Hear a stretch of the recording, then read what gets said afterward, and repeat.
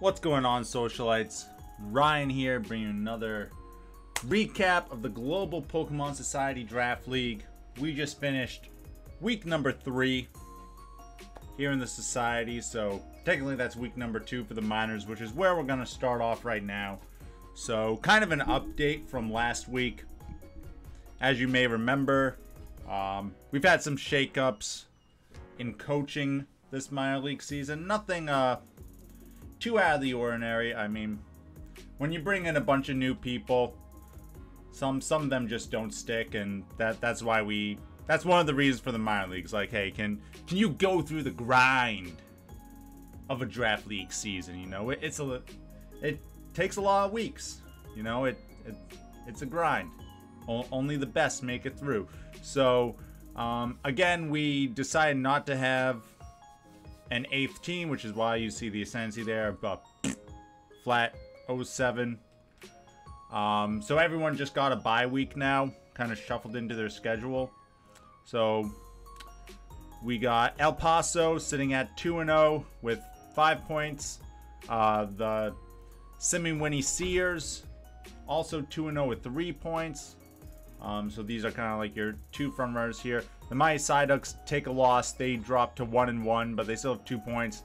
Seattle Shiny Sylveons get a win, moving themselves up to 1-1. Nice differential there with their -2, not bad, and 3 game wins, pretty good. The Pikachu's lost this week, but we had their loss against Tehran changed to a bye week to fill that in, so that is why they are 1-1 now. The Cleavors, they got their bye week this week, so that the new coach Mindy could facilitate the team. So they just have the 1 forfeit loss from when their previous coach ghosted everybody. And then we got the Florida for Alligators, unforked for Florida, 0-2, -13. Now that was a forfeit in the first week, so they got to fight their way back. Florida, of course, one of our veterans here, along with Mighty Psyducks and El Paso. Yeah, don't want to be sitting there at the bottom. Now look at our top 10 performing teams. Pokemon for the teams. Torkoal's still at number 1. Only got 1 KO this week, but hey, having 8 the previous week is going to carry you quite a ways. Gorbis makes its way up there now with 6 KOs. We still have some Toronto Ascendancy Pokemon, but those will fade away as we go through the season. Masquerain, who would think Masquerain up there with 5 KOs? Skarmory with 4 KOs. Magmador also with 4 KOs. Blastoise 3-1. Cresselia 3-3. Ooh, Cresselia not doing so hot in the minors compared to his major league counterpart. Claydol got a couple KOs, and again, Nidoking, but we should see those fall off. So yeah, remember though that with everything going on, there are a lot less games being played in the minor league, so that's kind of the stat distribution right now. Also, we started the free agent changes in the minors, but no one's done anything this week, so all the teams staying the same. We don't have to dive into that at all. All right, let's move over to the major leagues. Yeah, major league time. Why is this like off center? Doing it live. That's why not. All right, and look, what? Is this at like a fraction different? Anyway. Your Boston Braviaries, Boston, still up there at 3-0. Pittsburgh also 3-0. There will be only one after this week because we're facing each other. So we will see who will be the lone undefeated. And if anything is reminiscent, ever since season 3, there has always been one undefeated team all season. So we will have to see if that holds true. Will Boston or Pittsburgh be the undefeated team? Let me know what you think in the comments. Paris loses their first game. They dropped 2-1, but still a very nice differential. Lavender Town gets back on their winning track, 2-1. The Driftville City Dragapults sitting at 2-1. Oklahoma the Primals, Vero, all 2-1. A bunch of 2-1 teams, keeping things thick in the playoff and divisional races this early on. Then we got a bunch of 1-2 teams. I like how there's like a bunch of different ones. Usually by this point in the season, like after 3 weeks, we still have like a bunch of undefeated teams, you know. Just like you see like a group of like 5 teams just running away with it. A bunch of teams are winless, yada yada. This is a very homogenous group going on right here. I love it. Yeah, so then our 1-2 teams, we got the Chicago Scrafty, who are breaking away from the pack thanks to their game win differential. You see they have just as many game wins as a lot of the 2-1 teams. Black City Zekrom sitting at 1-2. They also have an extra game win, so that will help them in any tiebreakers. Denver, oof. Big L for Denver. Their differential's still good, thanks to their sweeping wallop of the Diamond Desert Dwellers in week 1, but they need to turn it around before they get buried too deep. New York Yankees. New York Yankees making some changes in their free agent pool and getting that win. Hopefully to see some more on the Yankees. They got a tough schedule, but I think they can make it. The Chicago Slow Kings take a L, drop to 1-2. Diamond Desert Dwellers take an L, drop to 1-2 as well. And then rounding it out is Buffalo Bidoofs and the Tokyo Togekiss as our 0-3 teams. We'll have to see.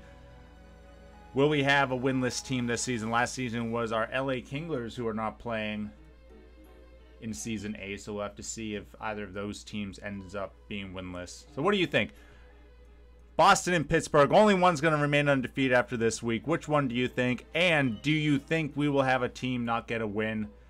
Would it be Buffalo or Tokyo? Let me know your thoughts. Looking at the top 10 Pokemon, of course, you see the Primals with Togekiss doing some big stuff there. Last week they played against PSG, and Togekiss is a PSG counter. Last season in singles, it was against their Salamence. This season, it was against their Garchomp. We got a couple Pokemon with 6 KOs, 0 faints with him on top and Cresselia. Those are kind of the 2 S tiers showing down in this undefeated matchup this week. There's the Garchomp we talked about, 9 KOs. Latios for the Vero Beach Volcarona with 8 KOs. Suicune, 5 KOs, but only that 1 feint for the Driftville City Dragapult. Rotom, Frost, 6 KOs. Infernape, 6 KOs. Heatran, another 5 KOs. And Magnezone for the Diamond Desert Dwellers with 5 KOs. So Magnezone's doing pretty well for Diamond Desert. But he needs some changes. We kind of talked about that in his battle. Let's take a look at some of our free agent moves. We'll skip over some of these teams. Get that out of the way there for you. Boston made a trade with the Diamond Desert Dwellers. We send Roserade away for Mesprit, and then we use our free agent swap to drop Kecleon and pick up Jumpluff.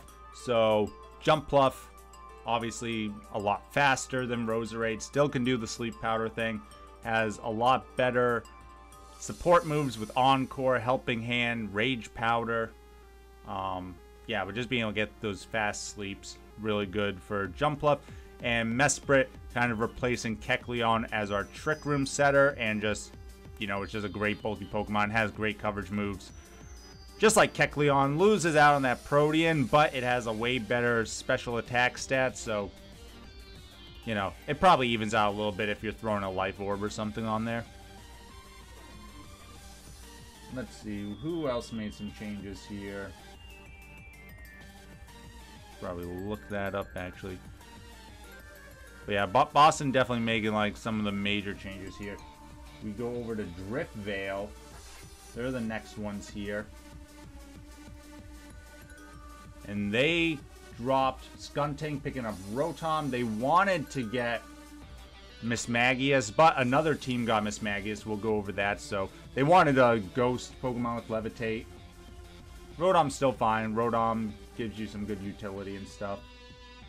Laventtown Gengars.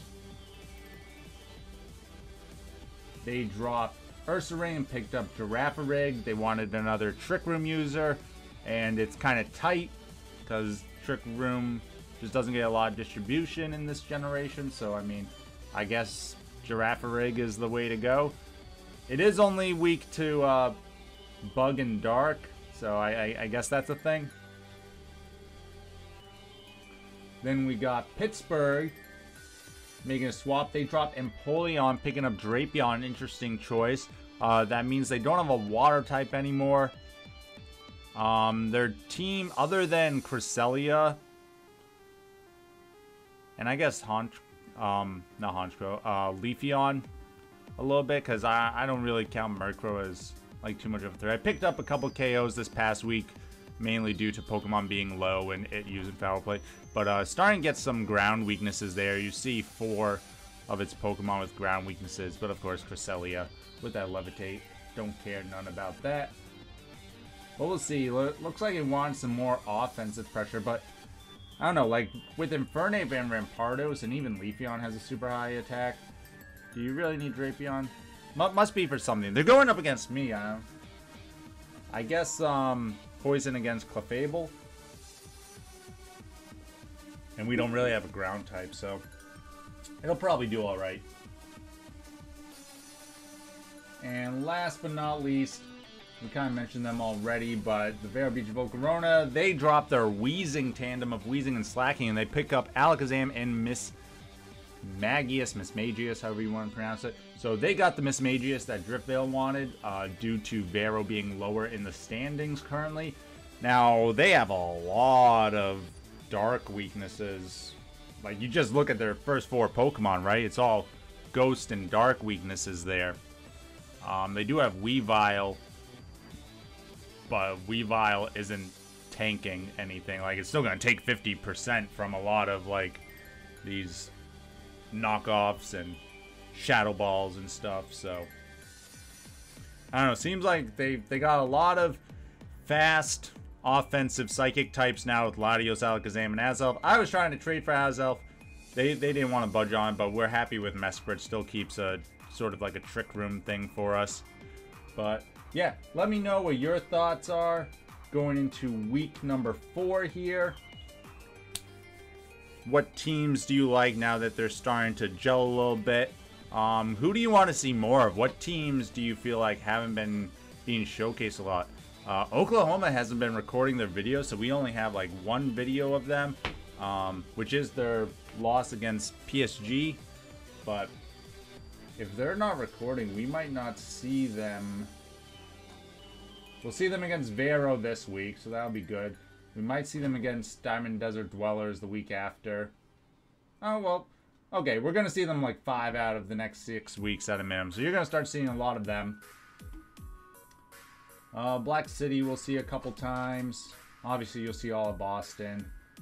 Buffalo, even though they're 0-3, you should see a couple times at least. Chicago, Scrafties, you'll see at least 3 times after this week. The Slow Kings, we'll see 1, 2, maybe 3, 4, so maybe 3 or 4 times for the Slow Kings coming up. Denver, of course, you see every week. We got you there. Diamond Desert Dwellers, he's been posting good. Driftvale, of course, posting every week. Lavender Town, we'll see them this week. Might see them next week. And then against Boston and Vero, so we should see them 3 or 4 times at minimum. That'll be good. I want to see more of the runner-up, see how they're doing from last season. New York. We'll see them next week and the week after. And in week 8. So we'll see them at least 3 more times. We already went over Oklahoma. Of course, Paris always records. The Primals have been recording very well, so we should see all of their games. Pittsburgh's been recording again, so that's good to see. Tokyo, we should see them maybe this week. Definitely next week and the week after. And probably the last 2 weeks. So we'll see them 4 or 5 times. Then, of course, Vero's been recording. So we got a lot of battles coming up here. I feel like we've been a little light these first couple weeks on a couple of the teams, but we should start seeing more of them. Thanks for watching, everybody, and as always, stay classy, society.